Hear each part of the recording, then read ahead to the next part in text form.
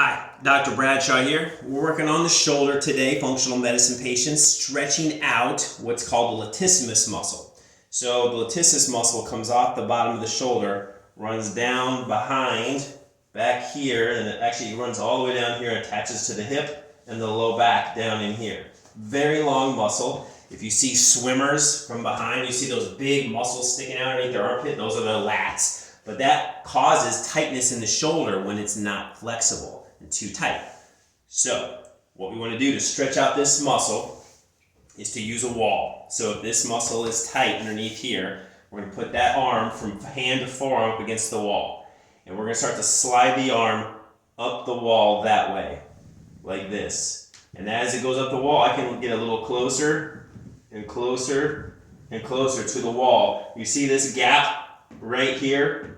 We're trying to close this gap from the armpit to the wall. If I can get my arm all the way against the wall, you can see that completely closed down. That's 100%. That's what you're shooting for.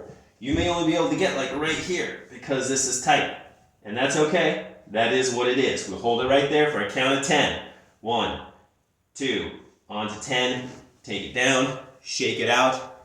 When you're done with that, do it again. And see if next time, take a little pen, and you're going to make a mark. You go as high as you think you can go. And if you can't go any further than that, you're going to make a mark at the end of your middle finger on the wall, with pencil ideally, so you can erase it.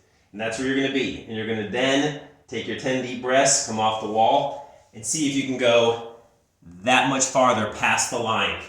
See if you can get your finger just past it that much. Again, 10 breaths, and then you're done. That's a full cycle on that. We're going to do 3 cycles of that a day. So obviously, if you're really trying to get this stretched out from an old injury, be it a sports injury, car accident, trauma, we're going to do a cycle in the morning, a cycle in the afternoon, a cycle at nighttime.